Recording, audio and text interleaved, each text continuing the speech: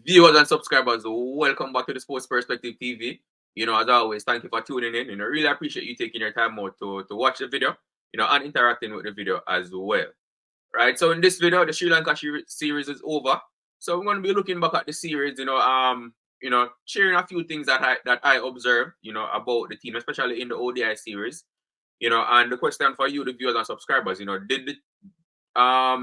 think the team improved, or has the team gotten worse, in ODIs, based on what you saw in the Sri Lanka series? Right. There are a few things that I observed, there are a few positives that I noted from the series, and a few things that need to be improved on as well.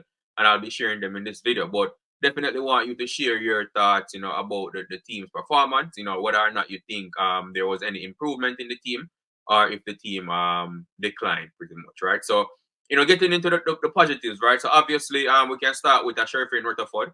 Rutherford, I think he has cemented his place, as a sure pick in the ODI team.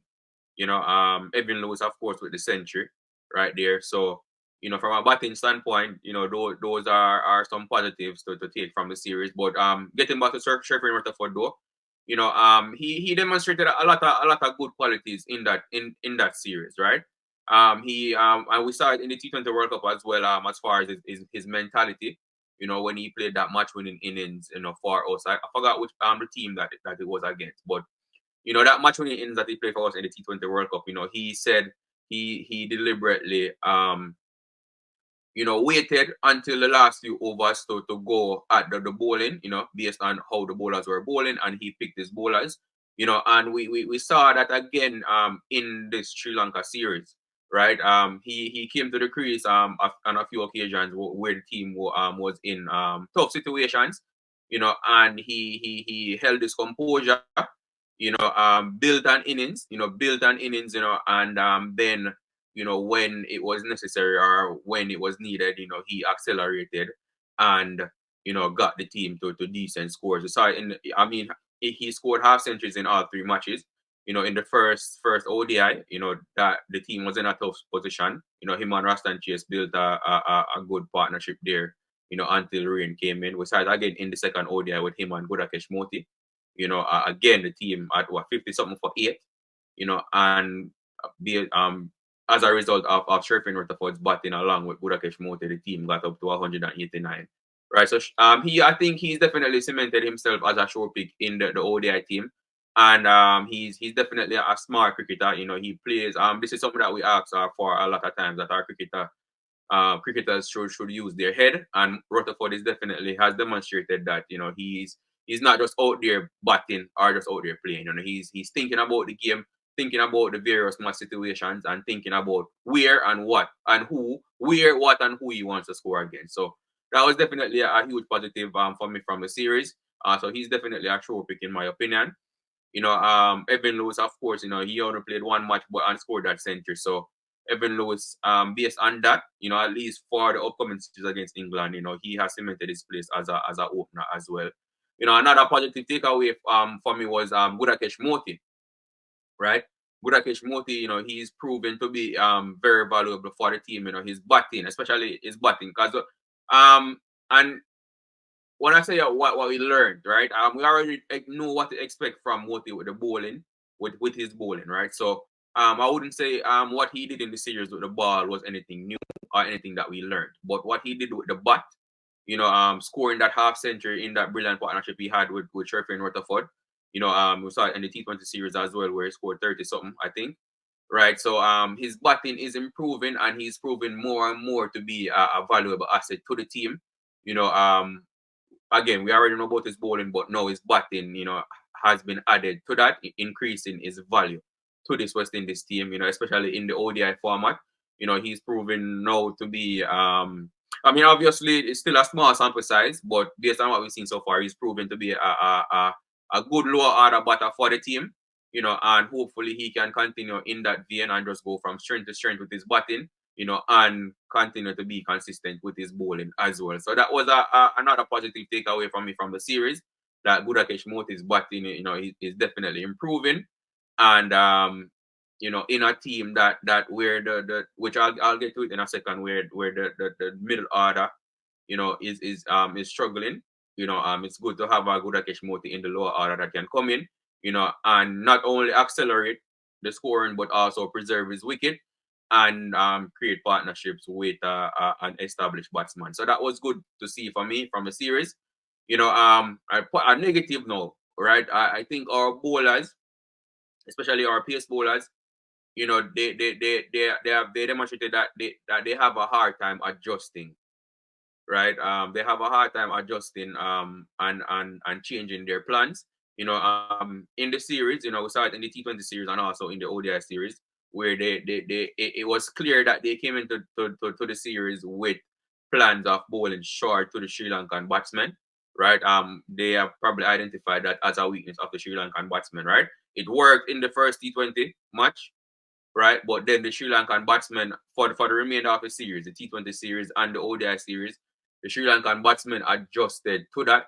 They were expecting the short ball, and we kept, nagging away at that length, and they they capitalized on that, and were able to score runs against us, and you didn't really see the adjustment being made, by our bowlers, right? So this might also come down to coaching, right? Because obviously, whatever plans the team have, the coaching staff also discuss it. So maybe it was Darren Sammy and his staff, along with the bowlers, failure to adjust, right? So the coaching might have to take some of the blame for this, right? As a viewer, you could see that the Sri Lankan batsmen, they made the adjustment by staying deeper in their wicket, staying longer on their back foot and expecting the short ball. And when they got it, they were dispatched most of them to the boundary. But our bowlers, kept bowling it to them, right? So that's a negative for me from the series. Or a failure to adjust, to make adjustments, in our plans, after seeing how that the Sri Lankans, had adjusted and were expecting the short ball. So that's a negative for me. Another negative is that our middle order, is well, our middle order and our bowlers. Because I spoke about the bowlers just now, but our middle order, especially in the ODI format, is really the weakness of the team, right? We especially from positions 3 to 7, right? You can consider that the middle order, and if you look over the series, only Sherpin Rutherford batting at number 5, in that middle order, really contributed any notable scores, throughout the series, right? In my Shea Hope, obviously we know Shea Hope's quality, and we don't expect Shea Hope to have, this bad of a series all the time, but this was a terrible series for Shea Hope. The England series is coming up, where it won't be as much spinners, we'll be playing at home, on wickets that they are more familiar with. So hopefully Shea Hope can find some form. And he always does well against England, right? So hopefully he'll be able to find some form there. But yeah, our middle order, from position 3 to number 7, excluding Sheffield Rutherford, like I said earlier, is definitely where the weakness is in our batting, right? Shea Hope, again, you can say Shea Hope is will be a constant in the team. He's the captain, right? So he'll be a constant in the team. But then from position number 3, where it was Casey Carty that batted, changes can probably be made there, depending on what players are available. Sheffield batting at 4, Sheffield Rutherford is secured at 5, right? Then Rastan Chase batting at 6. Rastan Chase is an all-rounder in the team, so I think Rastan Chase will remain in the team. But in terms of his batting position, that might have to change. And then the number 7 position, which was occupied by Romario Shepherd for the first 2 matches, we definitely need some production from that position as well. He's that's a position for an all-rounder, and we expect the all-rounders to produce with the bat. And it's as a result of the failure of, like I said, from positions 3 to 7, excluding Sheffield Rutherford. It was the failure of those positions to score any runs, which really caused us to struggle batting wise in the series, in the ODI series against Sri Lanka. So that those positions definitely need improvement, and it will be interesting to see what team is selected for the ODI series against England. You know, yeah, it will be interesting to see what team is selected, and if any of those positions are addressed. You know, what players are available as well, because I do think if the top name players, you know, namely Nicholas Pooran, you know, Shimron, Hetmyer, are available, then we might see a few adjustments in that middle order. Especially if a Nicholas Pooran comes in, then you know he will probably occupy that number 3 or number 4 position, you know, depending on where She Hope wants the bat. So but yeah, our middle order definitely needs a bit of improvement and need to produce runs. You know, you can't just have one batsman in the middle order scoring and then the rest of them, you know, going cheaply. That's just gonna um, lead to us not scoring enough runs and then putting a lot of pressure on our bowling lineup, which is already weak in my opinion, right?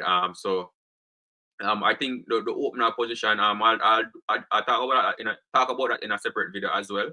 But Evan Lewis, like I said earlier, you know, his century in the only ODI that he played, you know, definitely a light in this series as well.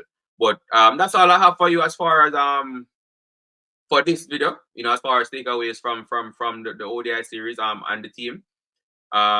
You know, I'll be doing more videos, you know, talking about the team, especially leading up to the England series. So definitely share your thoughts in the comment section. You know, what were your takeaways from the series, and what are where do you think the team need to improve?